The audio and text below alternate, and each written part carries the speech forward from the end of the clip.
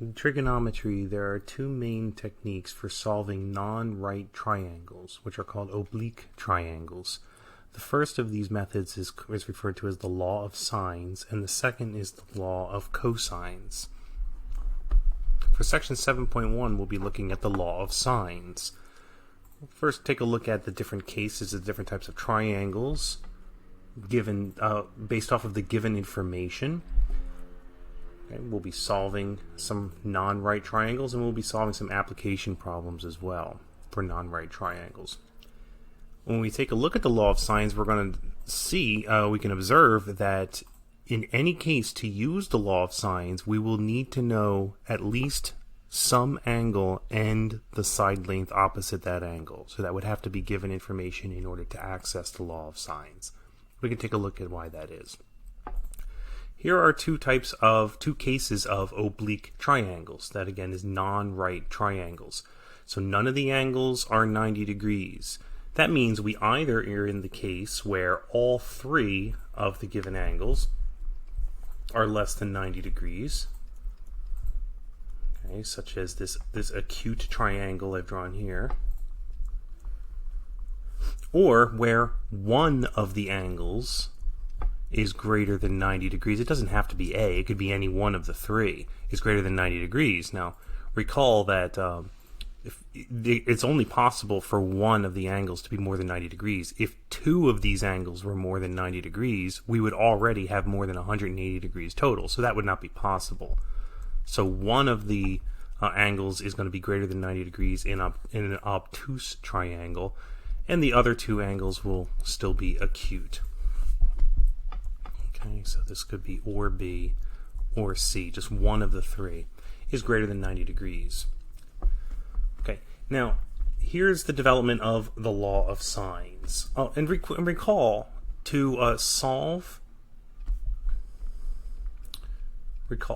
what does it mean to solve a triangle?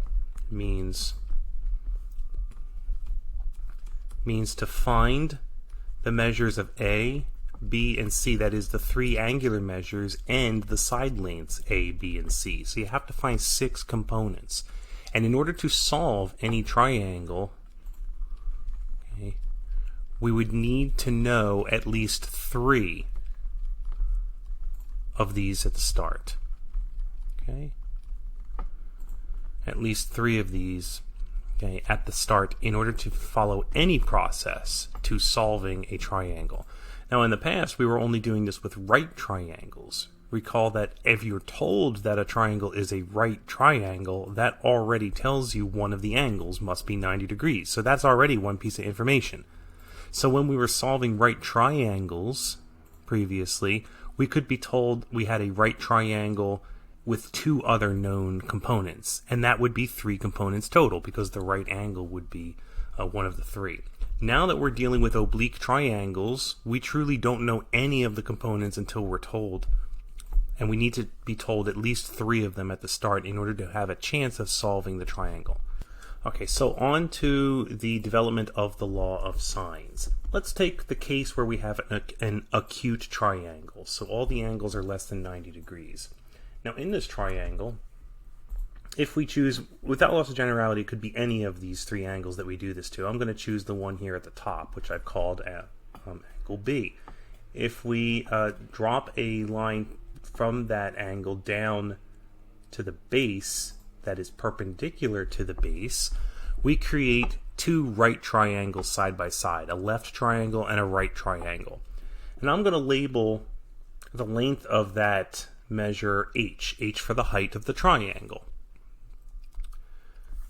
Now notice that we then could say, by using the sine function, for example, it would be true that the sine of angle A by this construction would equal the opposite over the hypotenuse of that left triangle. That would be h over length C.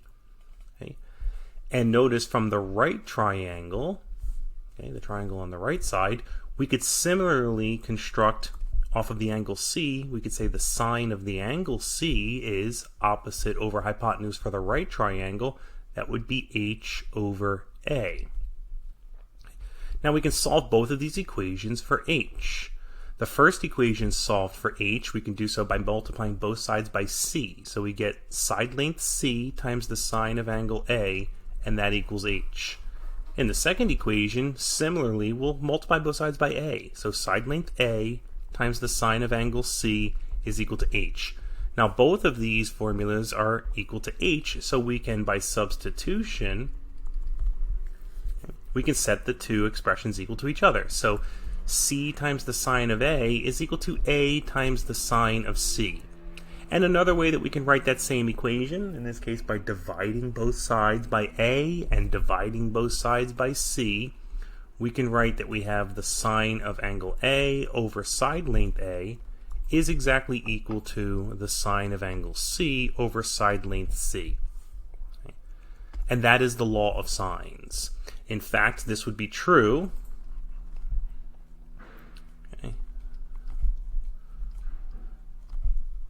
for angle B. Okay, it would also be true for angle B, any angle in the triangle. Okay, so for any acute triangle, this is going to be true throughout. All right. In other words, I said without loss of generality, this is not only true for angle A and angle C, for instance. If we had instead dropped a line perpendicular, for instance, from angle A to side length A, we would have created two right triangles then, and we could have done exactly the same law, using different angles and different sides. And we would have found that the ratios would be equivalent, okay, when involving the sine of B as well. So we have developed from this the law of sines. Okay. The law of sines, which we can write as the sine of A over side length A is equal to the sine of B over side length B, which is also equal to the sine of C over side length C. Okay.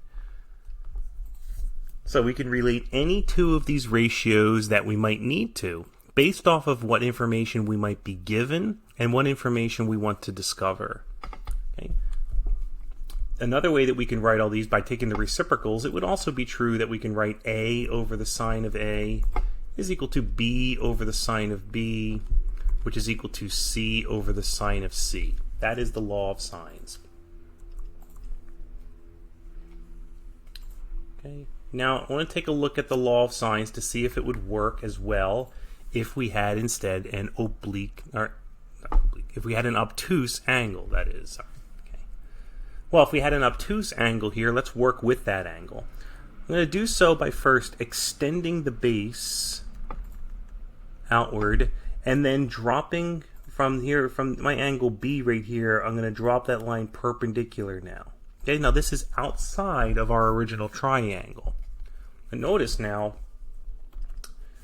that we have inside the original triangle this rotation here, that would be angle A right there.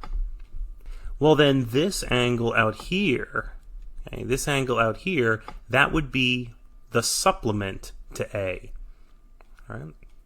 That is that angle right there is 180 degrees minus A. And that's important here.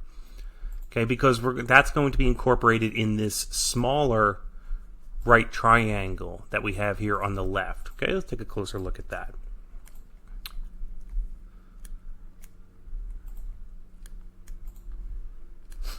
All right, so we have a 180 degrees minus A angle right here.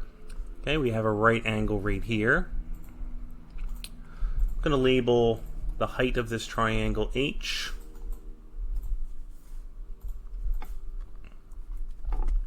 And the hypotenuse of this triangle is C. Right? Try to make that a little more clear on my original sketch here. This is this is length C right here, the hypotenuse there. Okay, and then we have we have a larger right triangle we have now constructed, right? This large right triangle here. Let's take a look at that. Okay, so we have the height H, and then we have this long base. Okay, and then we have its hypotenuse. All right, okay, so this is the height H right here. Point A would be about right here. All right, that's where the vertex at A was, and this was C. And I didn't name this point over here. I mean, we could name it something. We could name it D, for instance, if we want. That's fine. All right, this length right here is length A. Okay, and now we can use these two triangles to then develop the law of sines for when we have an obtuse angle. All right, the triangle on the left, we can say that we have now the sine of 180 degrees minus A is equal to h over c. Right, that's opposite over hypotenuse. And for the triangle on the right, now we have the sine of angle C is equal to its opposite, which is h, over its hypotenuse, which is A. Okay, so here's our two equations right here. Now we can solve each of these equations for h like we did in the acute case. First equation, we would have h is equal to side length C times the sine of 180 degrees minus A. And for the second equation, solving for h, we have side length A times the sine of C. They're both set equal to h, so like we did before, we can set the two expressions equal to each other. So I have C times the sine of 180 degrees minus A is equal to A times the sine of angle C. Okay, and then similarly to before, we can rewrite this as setting two ratios equal to each other. We have the sine of 180 degrees minus A over side length A is equal to the sine of angle C divided by side length C. Okay. Now, take a look at the sine of 180 degrees minus A a little more closely. And note that, okay, we already had that angle A was greater than 90 degrees but less than 180 degrees. In other words, angle A can be found in quadrant 2 of the unit circle. Well, then the 180 degrees minus A, 180 degrees minus A would then be a reference angle for A, or in other words, is an acute angle itself, as we can see from the picture of the triangle. Right? 180 degrees minus A is clearly an acute angle. But also, we're taking the sine of that. Now, recall that in quadrant 2 and in quadrant 1, in both of those quadrants, the sine is positive. That is that the sine of A is greater than 0, because we're in quadrant 2, and the sine of 180 degrees minus A is also greater than 0, because then we're in quadrant 1. 180 degrees minus A would be a quadrant 1 angle, is the reference angle. Okay? And in fact, since the sine is equal to the y-coordinate, okay, the y-coordinate, notice the y-coordinate is exactly the same in quadrant 1 and in quadrant 2. So these two quantities are equal to each other. The sine of 180 degrees minus A is equal to the sine of A. All right? Because again, in quadrant 1 and quadrant 2, the y-coordinate is exactly the same. So we go back to this formula. We had the sine of 180 degrees minus A. Well, that is exactly the same as just the sine of A. So I would say therefore, and these three dots here means therefore in mathematics. Therefore, rewriting this formula by substitution, we have the sine of A over A, side length A, is equal to the sine of angle C over C.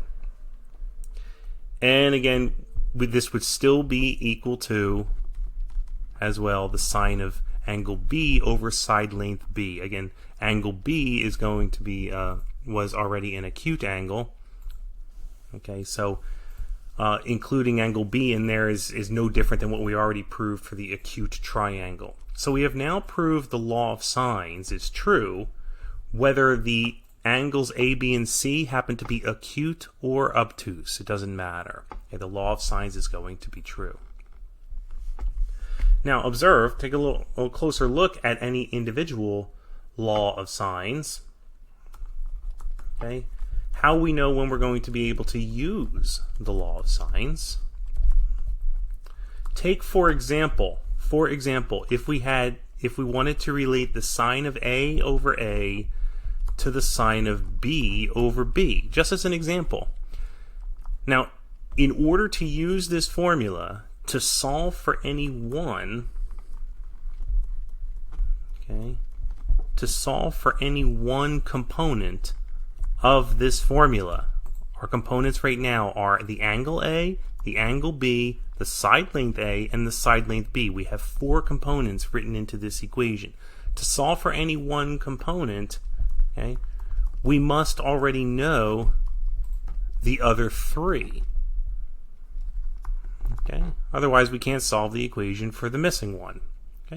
That is, for instance, if we wanted to solve for angle A, for instance, if we wanted to solve for angle A, then we would have to already know the value of the side length A, the angle B, and the side length B. Now notice that would require then we would have to know the angle B and the side length that is opposite of the angle B. We would need to find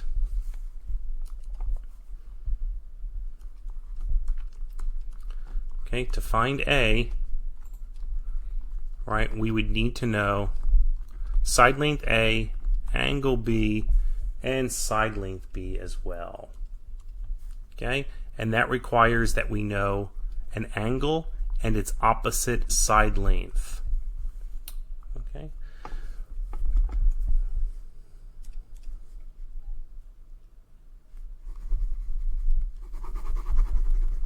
All right, let's reset.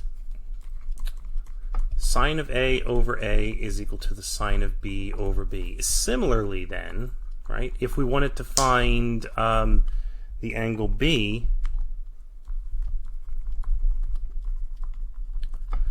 then we would need to know the side length B, the angle A, and the side length A. In other words, again, we are going to have to know some combination of an angle and the side length opposite of that angle in order to use the law of sines. This is a requirement. By observation, we can see that that's always going to be true. And this helps us to determine when we have a case of given information that would allow us to potentially use the law of sines. Let's say we wanted to find side length A. To find side length A, we would have to know angle A. We would have to know angle A, and we would have to know angle B and side length B. In other words, again, we would have to know an angle and its opposite. Somewhere within the triangle, we would already have to have that information.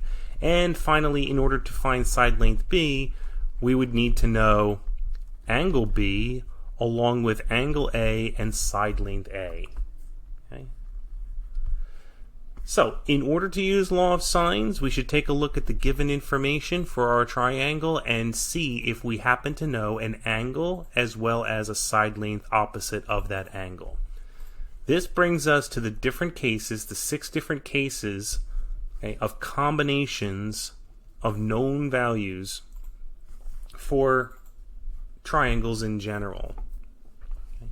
There are 6 different cases of given information in triangles, denoted by whether we are told angles or sides or combinations of the two. Now, for instance, AAA is angle, angle, angle. That means that we are told the 3 angular measures of a triangle.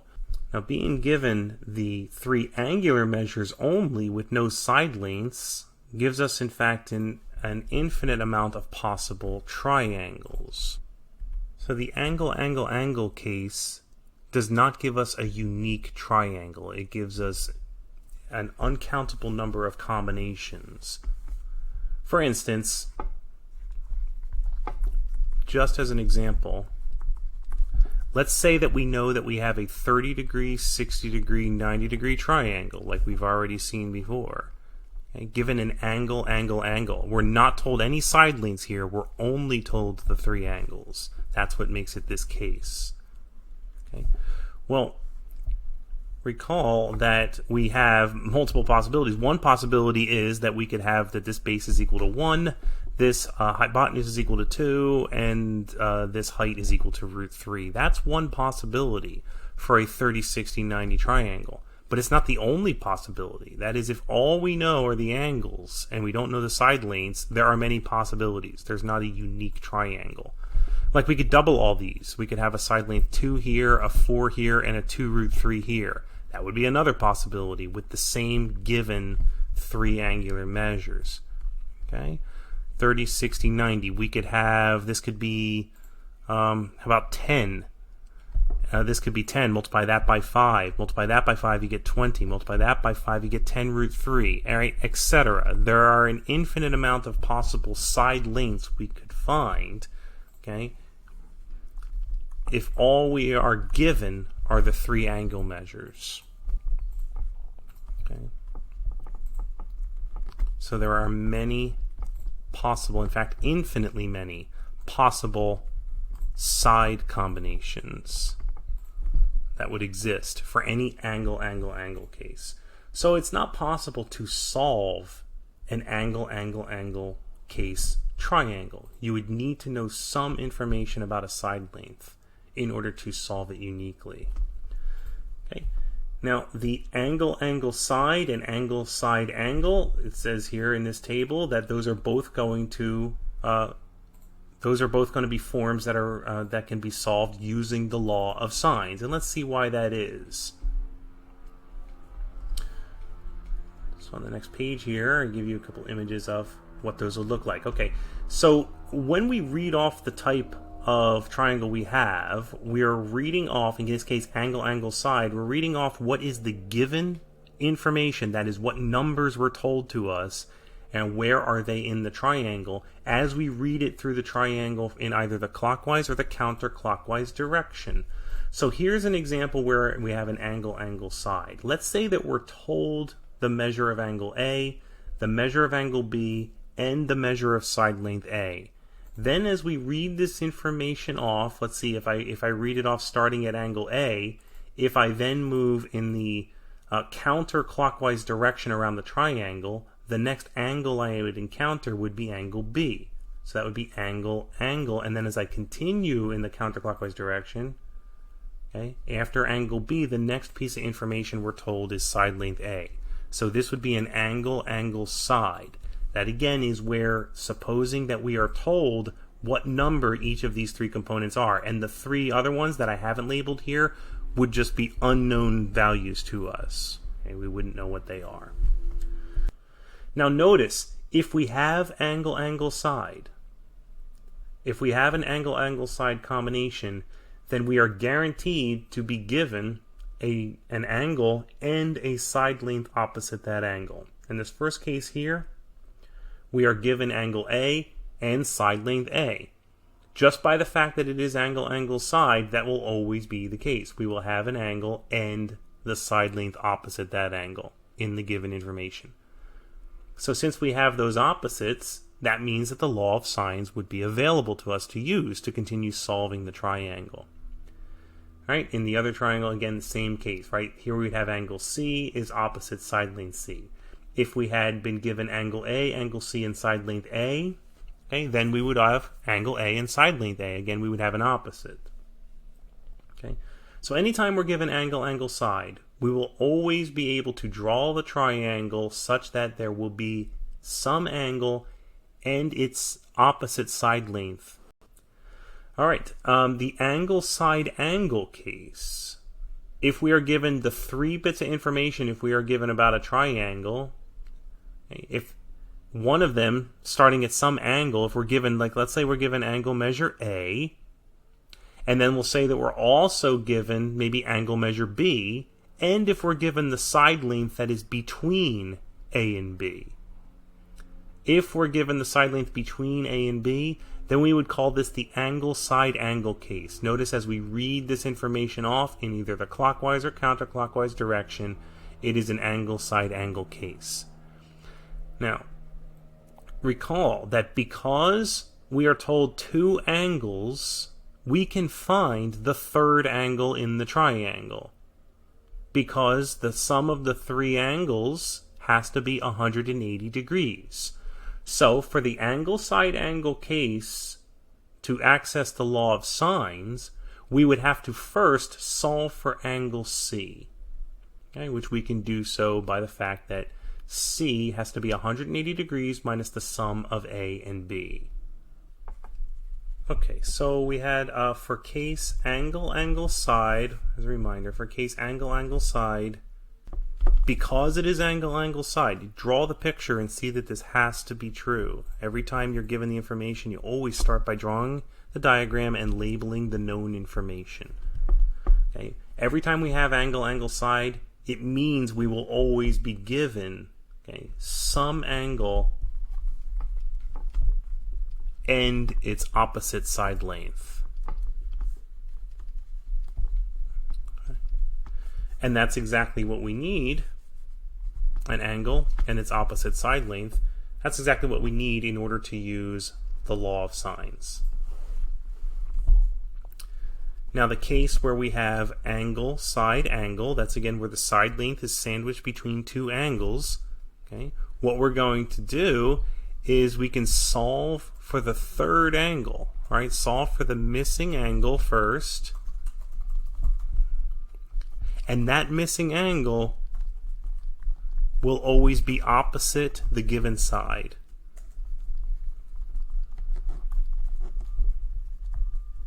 Okay. So we're going to solve for the missing angle, and it will be opposite of the given side S. Okay, and because of that, we will have an angle opposite a side length. Then we can use law of sines. Okay. Now, moving on to the other cases, let's look at side angle side. If we have side angle side, can we use the law of sines? Here's a case where we have side angle side. So we have an angle that is sandwiched between two sides.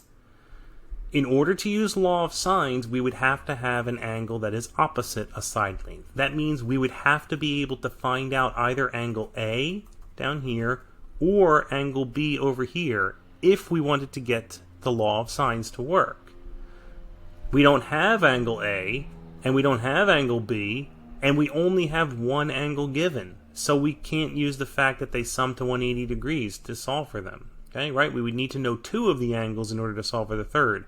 So we simply do not have enough information in side angle side to use the law of sines. Okay? We do not have an angle that is opposite a side length, nor can we find it without, in fact, accessing the law of cosines, okay, which is for the next section. The next case, side, side, side. If we're given the three side lengths, notice if we're given the three side lengths, then we are not given any of the angles. If we don't have any of the angles, then we don't have an angle that is opposite a side already. So we cannot use the law of sines. Okay, so for those two cases, okay, no law of sines can be used. So we have case side angle side. Okay. We do not have an angle yet, okay, which is opposite a side. And we can't use the fact that the angles sum up to 180 degrees because we don't have two angles given yet. All right, so we need the law of cosines, in fact, okay, which we haven't looked at yet. We need, in fact, the law of cosines, which is section 7.2. And for the case side, side, side, okay, now we do not have any angles. Okay, and if you don't have any angles, then you can't use the law of sines. So for that, in fact, we're also going to have to use the law of cosines coming up in section 7.2. All right, and the last case here we have side, side, angle. If we're given two sides that are adjacent to each other, and then an angle that is not contained between the two, this does give us an angle that is opposite a side. So at least we can access the law of sines. So that's true. We can, in the side-side angle case, okay, we are always going to be given an angle, okay, opposite a side length. And that's exactly what we need to access law of sines. However, in this case, okay, side-side angle, this is called the ambiguous case because we may have, it's possible we may have 0 solutions, 1 solution, or 2 solutions to such triangles. And we should take a look at an example or two like that. Okay, so this is not about memorizing all the cases and all the rules and everything. In fact, the strategy that we have is read the information that is given to you carefully, draw a diagram, and use the underlying geometry in order to help yourself navigate through the process. What you need to know here is what is the law of sines, for sure, which I have boxed here. It's the ratio of a sine over its opposite side length for the angle, opposite the angle in the sine, right? Those ratios are all equal to each other. That's what you really need to know. Whether you'll be able to use the law of sines is going to be determined by the information that you're given and the information that you're hoping to find. Okay? So for example, and I have a couple examples in the typed notes already worked out for you. Let's take a look at those. Alright, here's the first one. Given triangle ABC, notice we are no longer assuming to have a 90-degree angle here. Okay? If angle A is this measure, 110.4 degrees, and angle C is 21.8 degrees, and side length C is 246 inches, solve for side length A. So my suggestion is draw a triangle that is clearly not a right triangle, okay, but it doesn't have to be necessarily to scale. Label, as we normally do, label the 3 vertices, A, B, and C with the uppercase letters, and the 3 side lengths with lowercase a, b, and c as well. And then start labeling what is known information. So I've done that exactly here. Of course, we know that, for instance, angle A is always going to be opposite side length A. So you can set it up however you wish, but make sure that you have, uppercase and lowercase letters of the same type are opposite each other. And then just start labeling. So I've labeled angle A, I've labeled angle C, and I've labeled side length C. Now I'm going to take a look at the triangle and try to determine what case we have. So if I wanted to start with the given information at side length C, I say, well, that's a side. And then if I were to rotate in the clockwise direction, the very next bit of information I have is an angle. And then if I continue clockwise, the next piece of information I have is an angle. So it is side, angle, angle. Or in the other direction would be angle, angle, side. You're always reading the 3 components, okay, in order. So I would not, for instance, I'm not going to start reading from angle A in the counterclockwise direction. I'm not going to say it's an angle, side, angle, because if I said angle, side, angle, I would have skipped over an entire angle and an entire side. Alright, so it's the very next side or the very next angle has to be known information. That's the idea. So we have an angle, and then the very next angle is known, and then the very next side is known. Okay, so it's an angle, angle, side case. If it's angle, angle, side, you can see from the picture already. Whether you knew what case it was or not, we can already see from the picture. We already have an angle known, that's angle C, and we already know the side length opposite that angle, that's side length C. Given that, we can already access the law of sines. Which law of sines, or which ratios in the formula should we set up? Well, we want to be able to plug in the known information, so we want the ratio that incorporates the angle C and the side length C, so that we have places to put those numbers. And we also want a place to put our other piece of information, the angle A. So let's use the 2 ratios that relate the C's to the A's. That way we can plug in our values for the C's, and we can plug in the known value for the A that we have. But those three plugged in, that gives us an equation that only requires that we solve for the one remaining piece, that's the lowercase a, the side length a. And that just happens to be exactly what we were hoping to solve for anyway. Truth is, we could really solve the triangle completely from here. That is, we could find side length a, side length b, and angle b eventually. Okay, we would be able to find all of those components. But right now we're only asked for side length a. So we use the law of sines, we solve for side length a, and we get it, and we to 3 significant digits, we get that a is approximately 621 inches. Okay. Now, could we complete the triangle from here? Let's say we wanted to solve the triangle completely then. All right. All right, so what would we do next if we wanted to solve the complete triangle? All right, so we have 110 degrees, 110.4 degrees we have here. We have 246 inches right here. Right. We now have side length A is approximately 621 inches. Okay. We have angle C is 21.8 degrees. Can we solve for angle B, and can we solve for side length B? Yes, we can. Do we need the law of sines to do so? Well, let's see. To solve for angle B, notice since we already have angle A and angle C, and we know that they add up to 180 degrees, we can simply subtract from 180 degrees the sum of the two known angles. Okay? So we have 180 degrees minus, we got 110.4 plus 21.8 is 132.2 degrees. So we subtract that from 180 degrees, right? Be about 47.8 degrees. So we just found angle B. Right? We didn't need a law of sines to do so. Okay? The law of sines was required in order for us to find side length A, however. Okay?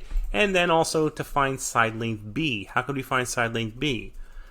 It's worth mentioning here that we cannot use the Pythagorean theorem simply because we do not have a right angle here. This is not a right triangle. So how do we solve for side length B? Well, we could use the law of sines again. Because the law of sines would tell us, for instance, we could use the sine of C over C is equal to the sine of B over B. This will allow us to find side length B. Okay? But it requires, in order to find side length B, it requires that we already know the two values, the C values and the angle B. But we know those now. We just solve for the angle B. Okay, so the sine of 21.8 degrees over 246 is equal to the sine of 47.8 degrees over side length B. Solve that for B. Multiply both sides by B. Okay.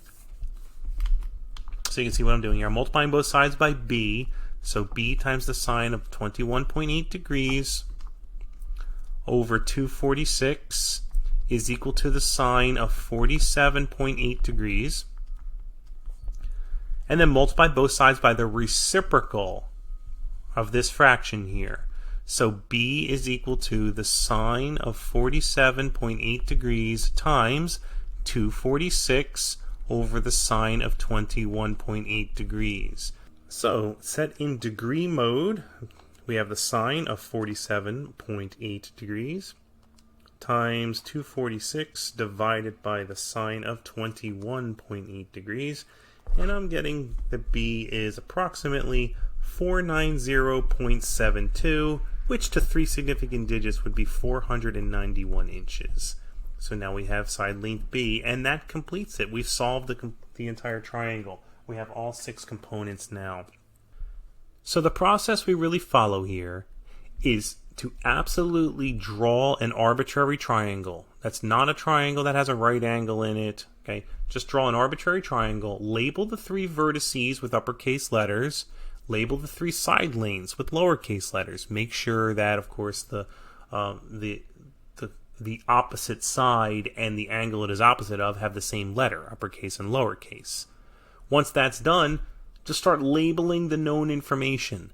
And after that known information is labeled, you can then determine what you do next. Like, if you have two of the angles already and you just want to solve for the third angle, you don't need a law of sines to do that. You need the fact that the sum of three angles is 180 degrees. Right? If you happen to have, let's say, an angle that is opposite a side, you at least know that the law of sines is available to you. Not that it's necessarily a requirement to use it. It depends on what it is you're trying to do. Right? What are you trying to solve for? But you do need an angle and a side length opposite that angle if you're going to use the law of sines. So the next example that I have here, okay, is again, draw a triangle ABC and label angle A 46 degrees, angle B with 95 degrees, and side length C with 6.8 meters. All right, we set up our triangle, we label the known information, and then we observe that starting at one of these angles and rotating through the other known pieces, we happen to have the case angle, side angle. All right, we have an angle, and then the very next side length we know, and the very next angle measure we know. So it is angle, side angle. Okay, and that is what it is. We say, well, how can we solve for, let's say, any individual component? How can we solve for all the components? How can we solve this triangle completely? Notice that, again, we already have two of the angles. We can solve for the third angle, that is angle C right now, because we already have two of the angles solved for, right? They have to sum up to 180 degrees. So that's already something we can get. Now, if, we don't need the law of sines in order to find the angle C, but if we wanted to solve for side length A, or if we wanted to solve for side length B, okay, notice that in order to solve for either of those, we need something more than just that the sum of the angles is 180 degrees. Okay? To use the law of sines, if that is available to us, then we would need to know a side length opposite an angle. Well, if we solve for the missing angle C, that will be an angle that is opposite a side length already, and so that would allow us to use the law of sines. Okay. So it's from the geometry of the triangle and the diagram that you construct and labeled, right? That's how you can determine how you're going to navigate through the exercise. It's using your geometric sense. Okay. All right, once we solve for angle C, which is 39 degrees, now we know 39 degrees is opposite a distance of 6.8 meters. So we can set up a law of sines. Let's say that we wanted to solve for side length A. Now that we already have side length C and angle C, we already have a complete ratio sine of C over C. And we can relate that to a similar ratio, the sine of A over A. That way we can solve for side length A, okay, by plugging in angle A along with angle C and side length C. And then you solve the formula for side length A, okay, get the appropriate number of significant digits. Okay. 7.8 meters is side length A. Well, now we have side length A. How can we then solve for side length B? Again, we cannot use the Pythagorean theorem. This is not a right triangle, so we need to use something else. In fact, we'll use the law of sines again, solving for side length B. So we can use the same ratio of sine of C over C, but now we can relate that to the sine of B over B, right? Because we already know angle B was 95 degrees, and then we can solve this equation for side length B. So we've used the law of sines twice. In each case here, we use the law of sines to solve for a side length, okay? But in order to solve for the angle in this case, notice we just use the fact that the sum of angles in a triangle will be 180 degrees. Okay. All right, now what if we were to try to use the law of sines in order to solve for an angle? Okay, this leads us to the next case to consider, the ambiguous case. So a side-side angle case. Let's take triangle ABC. If we're given that, let's say, angle A is 30 degrees, side length B is 20 feet, and side length A is equal to 2 feet. Okay. Let's see if we can solve the triangle. We start with a diagram. Just draw an arbitrary triangle. Typically make mine look scalene. I don't want it to look isosceles or equilateral, but Right? It doesn't have to be to scale. Okay, let's say I have angle A here, angle B, angle C. Then this would be side length A, side length B, side length C. Let's label the known information. This is 30 degrees, clearly not to scale. That is not a 30-degree angle right there to scale. Okay, but that's okay. I can still use this as a model. Side length B is equal to 20 feet. That's right here. And side length A is equal to 2 feet.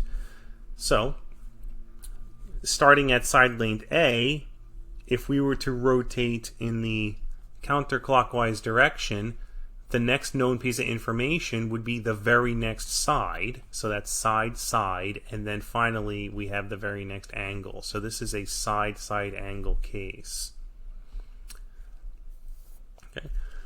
So how can we go ahead and solve this triangle? Well, we have angle A and we have side length A. So we have access to the law of sines.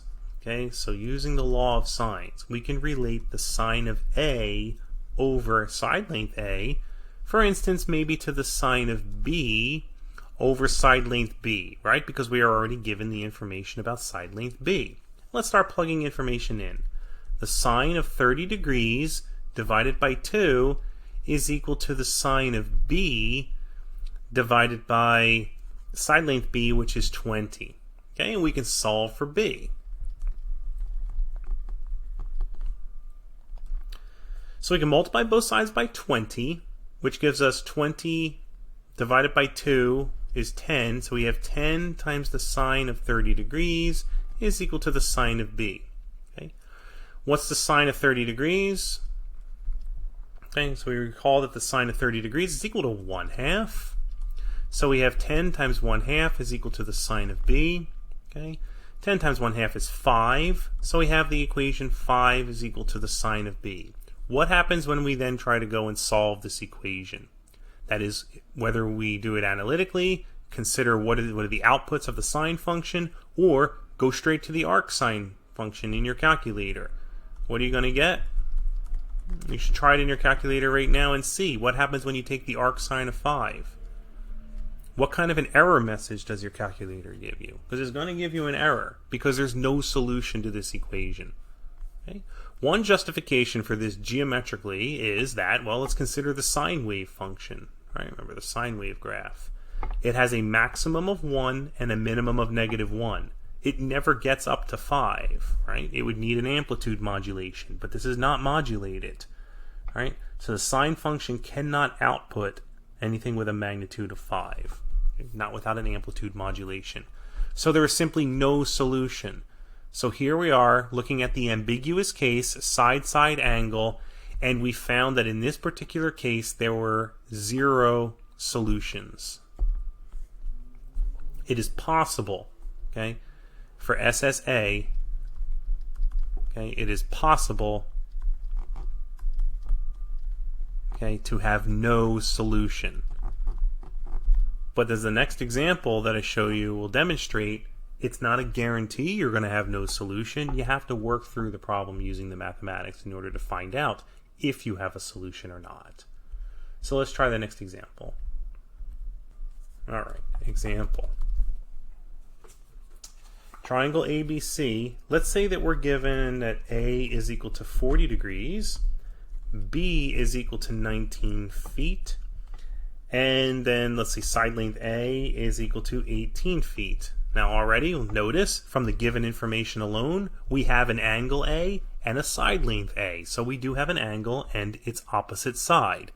So the law of sines is going to be available to us at least. Okay. So let's sketch the triangle, just so we can label everything. Take a look at this geometrically. Angle A is 40 degrees. Side length A is 18 feet. Okay. Okay, let's say this is angle B over here. We have side length B here is 19 feet. Okay, angle C and side length C. Okay. Oh, and just as a note, in the previous exercise, we were trying to solve the triangle completely. That side-side angle case. As soon as we found that it was not possible to find angle B, okay, Once it's not possible to find angle B, then it's pointless for us to continue trying to find either angle C or side length C. It already is the case that the triangle doesn't even exist. No such triangle can be drawn to scale that has the given measurements. Okay? It would not be possible to draw an actual triangle to scale that has a 30-degree angle opposite a 2-foot length side, okay, with another side that is 20 feet long. Okay. That's what we found. So it was pointless for us to try to continue ahead and solve for the values of the two C's. Okay, so back to that other example we were working on. All right, again, we have a side-side angle case. All right, find out how many solutions we have.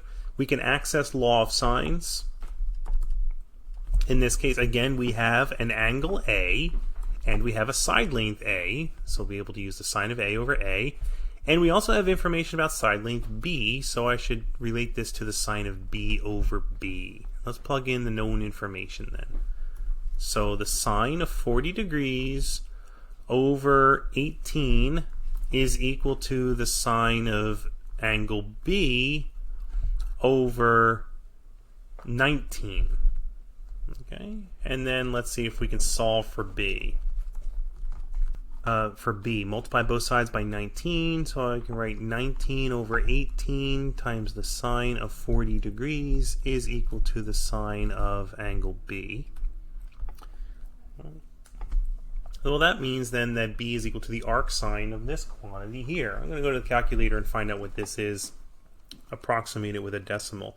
19 divided by 18 times the sine of 40 degrees. Make sure we're set in degree mode. Right? And I have 0.678498, okay, and then 0.324. So I'll use that 1, 2, 3, 4, 5, 6 decimal places there for our approximation for the sine of B. Now right here, I'm going to make an observation about this geometrically. This is the output of the sine function. Okay, the output of the sine function, and it is a positive number. Where is this output of the sine function positive? It is positive in quadrant 1 and quadrant 2. So this equation in general has two solutions between 0 and 360 degrees. In the triangle, recall that the angles could be between 0 and 180 degrees. And for that reason, there's in fact two potential solutions to this equation that could fit within the geometry of the triangle.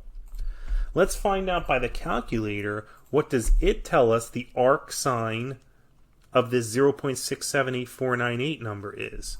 It tells us that B is approximately 42.7 degrees. Does that mean that is the one and only possible answer? It does not. As we know already from discussion of solving equations and using the inverse trig functions in this course, by hitting that key on the calculator, the arcsine key, it doesn't give us the only answer. It gives us one of an infinite amount of possible answers. So 42.7 degrees is a possible answer. I'm going to call that B1. Another possible answer, a possible angle in our triangle that would make it work, would be this angle right here that is found by taking 180 degrees minus B1. Okay, so 180 degrees minus 42.7 degrees, okay, that's the value we'll call B2. What's 180 minus 42.7 then? That's going to be 137, there we go, 137.3 degrees. And it is possible to draw a triangle that has that as its angle B measure. Okay.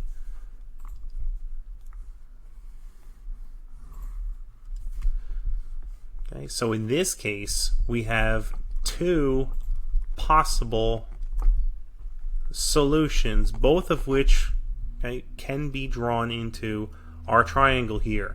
right? I drew this triangle arbitrarily. It looks like here that angle B is an acute angle, but that's only because that's how I drew the triangle.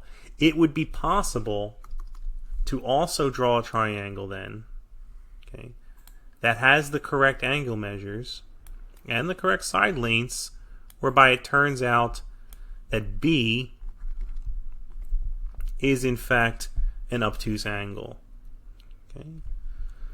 So you still have where A is equal to 40 degrees, okay, and we still have where side length B is equal to 19 feet. Okay, side length A is equal to 18 feet. Geometrically, we also know this is possible because, well, larger angles are opposite larger sides. All right, smaller angles are opposite of smaller sides. So this is a possibility. This would be where we have B2, right, where B2 is greater than 90 degrees. And our first triangle maybe would be the appearance if our angle B was in fact less than 90 degrees. Okay. All right, so the point is, again, that when you have side-side angle, okay, side-side angle, it's possible to have 0 solutions, as we saw in the previous example, and it's possible to have two solutions, in fact, that would work. Okay. It's also possible to solve where you have only one solution, okay? But because we don't know at the start of the process, when we set up a side-side angle, we don't know how many solutions there's ultimately going to be, if any. We call it the ambiguous case. Okay. So remember that when you're solving an equation by using an inverse trig function, you need to consider the quadrants where the solutions could be. And when you use the inverse trig key on your calculator, it's only ever going to give you one of those solutions. It doesn't mean it's the only solution. All right? So you have to consider in context of the problem, if it's possible that you could have had another solution to the same equation that would have fit the geometry. Okay? We want to consider that as well. All right, now I'll take a look at an application problem here, okay? Which, again, the strategy for dealing with word problems in this course, draw a diagram, label the diagram with the known information and the unknown information, and then start setting up equations by using relations that we know in order to solve for what we want to know from what we're given. In this case, an angle of elevation exercise. A 155-foot antenna is on top of a tall building. From a point on the ground, the angle of elevation to the top of the antenna is 28.5 degrees, while the angle of elevation to the bottom of the antenna from the same point that is on the ground is 23.5 degrees. How tall is the building? So this is what I'm picturing. This is the observer, right? So the observer is looking up at an angle of 28.5 degrees from the ground, which is horizontal. Okay, so we'll say this is our 28.5 degree angle of elevation. Angle of elevation is always with respect to the horizontal, and it's upwards from the respect to the horizontal. So this will be like the top of the antenna then. Okay, and then let's say that, so the antenna itself is on top of a building. I'll draw the antenna now. Okay, and then there's the building itself. Okay. And so let's say then that this height right here, the height of the antenna itself, is 155 feet. And I don't know how tall the building is yet. In fact, that's what we're asked to find. So the height of the building, I'm going to call that h. Okay. So the height of our entire triangle here would be h plus 155, by the way. Okay. Now, from the same point on the ground, from the position of the observer, okay, looking towards the base of the antenna, like so, okay, we would have had an angle of elevation of 23.5 degrees. Right? 23.5 degrees. Okay. The question is, how tall is the building again? Okay. So how can we figure out how tall the building is? Well, now we can deconstruct this diagram as needed. Okay. We can examine the different triangles that are given to us. Okay? We can find different ways to navigate through this process. Okay? So here are some of the different triangles that we have that we can work with.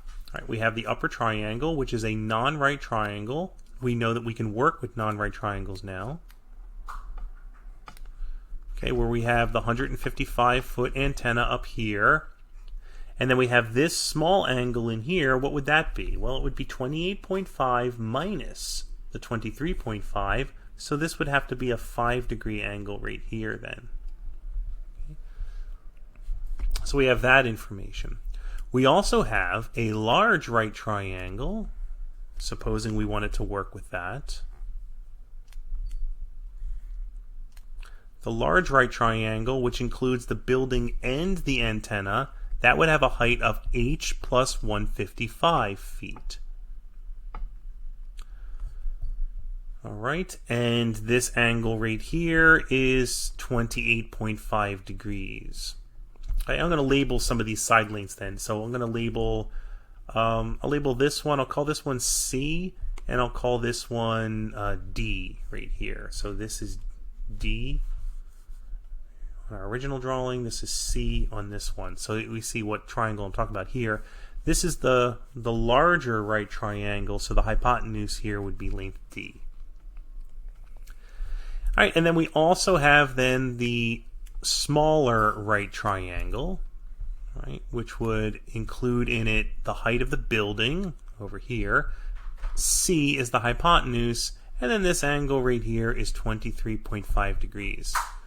So let's figure out a way that we can determine what the value of h is. Okay, well, I think I'm going to want to use ultimately this triangle right here. Okay, we can find h. Okay, we can find h if we know the value of c, that side length right there. Okay. So let's see, if we can find the side length c, we can then use this triangle right here along with a sine function, that is the sine of 23.5 degrees, would equal to h over c, an opposite over hypotenuse. Right? If we know the value of c, we can use this equation right here in order to find the value of h. So how can we find out what c is equal to? We can go back to this triangle right here. Okay. Maybe we can find some information from this triangle then. Okay, we have a side length here, and we also have an angle, and it happens to be that the angle is opposite the side length. That could give us access to a law of sines. It gives us an access to the law of sines, but we need to have one more piece of information. In fact, ideally, the piece of information that we also would like to know, because we're trying to solve for the side length c, the law of sines will help us if we can find this angle right here. We'll call this angle c right here. I want to know that measure right there. Can we find that angle c right there? Okay. Where can we find that? Well, that would be this angle right here. Okay. That angle we can actually find by using this triangle right here. Because in this triangle we have angle C right here at the top, right? That is angle C. Right? It's at the top of the antenna, okay? And it's adjacent to this side D over here, which is the hypotenuse of this triangle. We already know that we have a 28.5 degree angle and a 90 degree angle here. Okay? So we can solve for our angle C. The angle C is equal to 180 degrees, okay, minus the sum of 28.5 degrees and 90 degrees. Or in other words, 90 minus 28.5 degrees. That gives us 61.5 degrees for our angle C. Great, so C is 61.5 degrees. That was the last piece that we needed in order to solve for side length C by using the law of sines. So now the law of sines used on this first triangle right here, the skinny triangle, right? We can write, for example, that we have the sine of 5 degrees divided by 155 feet is equivalent to the sine of 61.5 degrees divided by side length C. And so now we can find out what side length C is. So then C is going to equal the sine of 61.5 degrees times the reciprocal of this fraction, so that's times 155 over the sine of 5 degrees. Okay, now we can go to the calculator, set in degree mode, to find an approximate value for C. The sine of 61.5 degrees times 155 divided by the sine of 5 degrees. Okay. So for C, I'm getting approximately 1562.91081. Okay. I'm going to use that value of C then to go into this equation right here that we set up with the third triangle. Okay, the sine of 23.5 degrees is equal to h over 1562.91081. Solve for h. H is equal to then that number 1562.91081 times the sine of 23.5 degrees. Okay, and go to your calculator and check to see what you get when you multiply these quantities. So that number is still stored in my calculator, so I'm just going to multiply it then by the sine of 23.5 degrees, and I get that h is approximately then, let's see, 623.2092302. Okay? And the given height information we had was 3 significant digits, the 155 feet. So I'm going to take this to 3 significant digits as well. That's 623 feet. That's how tall the building is. Okay, so the building is 623 feet tall. All right. So the problem was not directly to the law of sines. In fact, we had to do a little bit of dissection of this exercise. Had to include labeling a couple other components. I wanted to label the side length I called C, and the angle that is opposite it in this smaller triangle here, the angle C as well. It just was the progression of the problem as we investigated the given geometry. We drew a diagram representing the entire situation, and we started by labeling the known information and labeling the unknown information that we wanted to know. That was the height of the building I called H. Then I dissected the diagram. As we've done previously in this course, previously we had always said find all the right triangles in the diagram. In this case, now we're finding all the triangles because we can also be investigating oblique triangles as well, so non-right triangles. So I was able to find 3 triangles. There was the skinny triangle, and then there was a larger right triangle and a smaller right triangle, and it just so happened that in this particular case I used all 3 triangles in order to find a solution to the problem. Okay, so it was a progression. Okay, I took a look at the last triangle, which held the information about H, which I wanted to know. Okay, and solved it from, and found out what I would need to know to find that H. I needed to know C, and then went back from there. Could you have used the second triangle to solve for H? Yes, because H is incorporated there. You would have had H plus 155. In order to use that triangle, I think you would have had to have solved for the side length D. If not D, then you should have solved instead for the distance along the ground, if you could have found the distance along the ground instead. It's just to say that there could be more than one way to do this exercise. Okay, but I'm pretty confident that the way that we just did the exercise here is a pretty good way to do it. Okay, it's pretty efficient. All right, so that's that exercise. Let's try one more. Okay, one more interesting application. Okay, the sea rescue. A helicopter makes a forced landing at sea.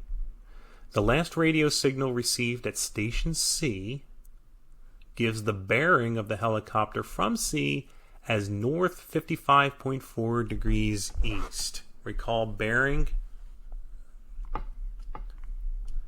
north, south, east, west. North 55.4 degrees east would be read as starting in the northerly direction and then rotating through 55.4 degrees towards the east. So rotating in this direction, so now we are facing towards the northeast. Okay, so that would be north 55.4 degrees east, for example. Okay. So the signal received at station C gives the bearing of the helicopter from C as north 55.4 degrees to the east. Okay. This direction right here, they have this directed as north right now. Okay, so in fact, that's north, 55.4 degrees towards the east, like so. Okay, this is east. Okay, it gives the bearing of where the helicopter was. Okay, and it was at an altitude of 1,050 feet. So this is sea level right here. Okay.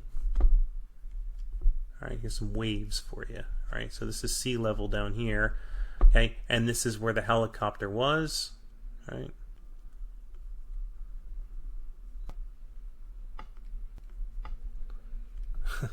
Yeah, something like that, right? So the helicopter's up here at D, okay, at its last known altitude of 1,050 feet, and the sea level is down here, right? North is this direction right here, okay? An observer at C sights the helicopter and gives the angle DCB as 22.5 degrees. So this is an angle from the sea upwards, an angle of elevation right here of 22.5 degrees. All right, that is an angle of elevation.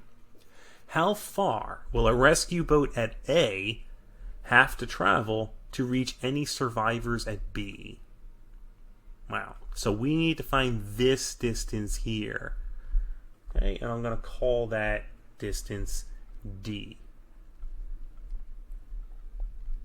All right, because D hasn't been used yet. This is the distance we want to find. Okay.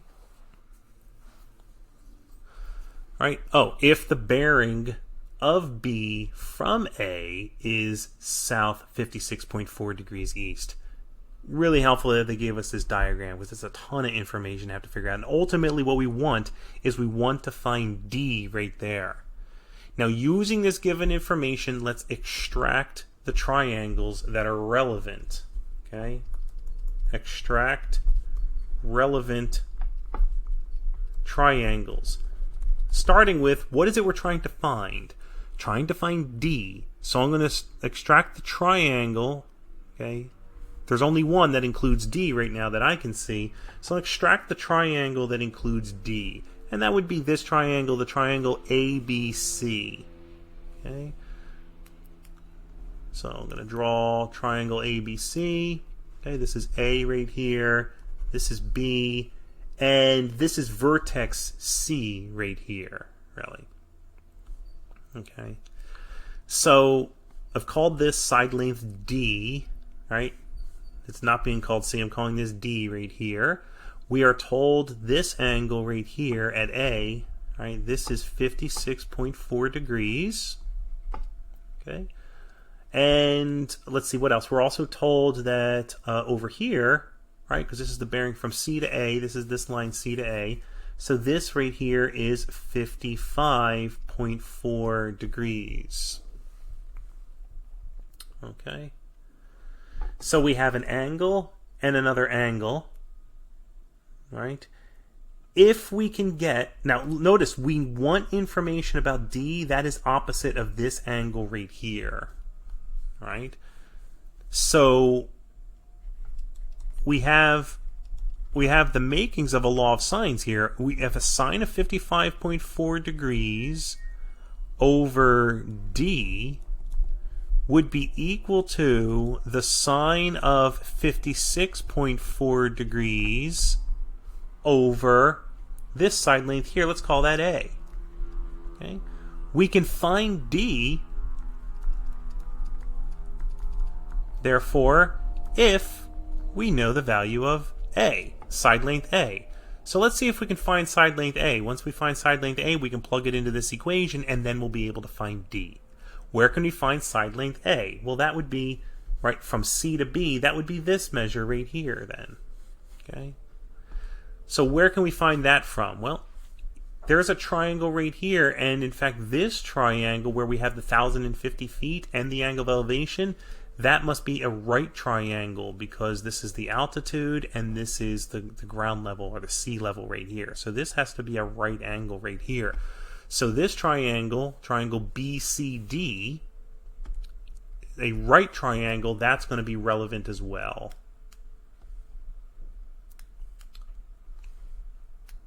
Okay, right angle here, we have 1,050 feet for the altitude.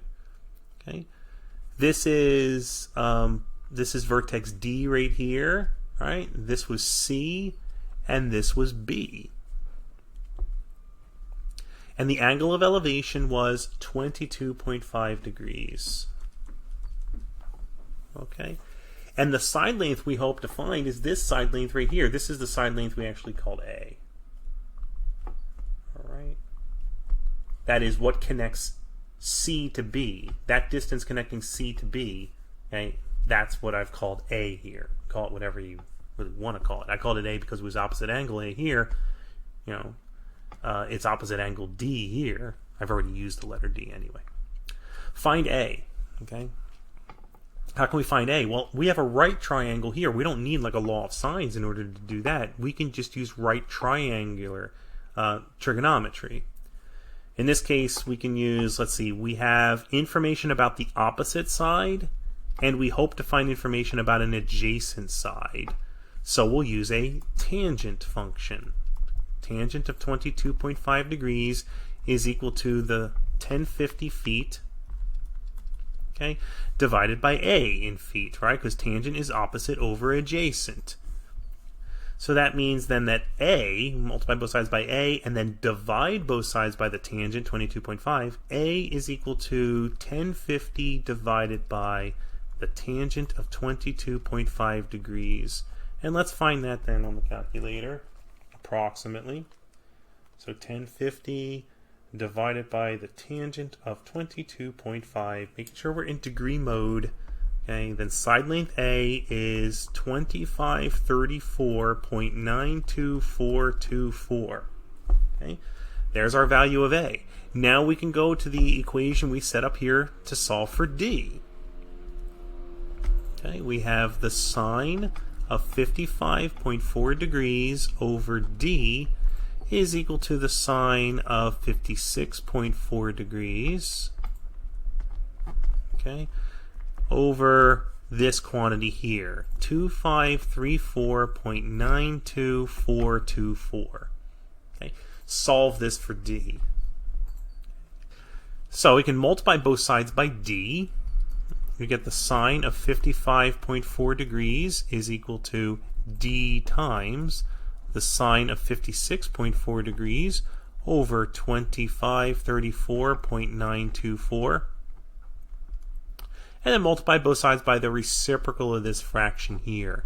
So D is the sine of 55.4 degrees times 2534.924 over the sine of 56.4 degrees. Let's go to the calculator and check that out. So I still have this number stored in the memory of my calculator. So I already have that. I'm going to multiply by the sine of 55.4, close the parentheses, and then divide by the sine of 56.4.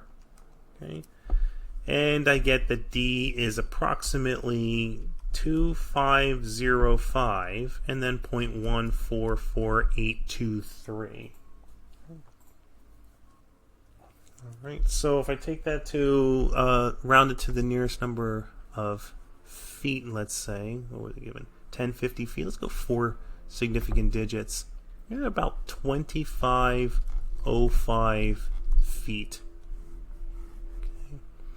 Is the length D. That is the distance from the boat at point A, okay, to the point B. It's approximately 2505 feet. Alright, so that answer is good for if we have 4 significant digits. Okay, the 1050 feet is either 3 or 4 significant digits. It doesn't have a decimal point there or anything. So if it were 3 significant digits, however, that we wanted,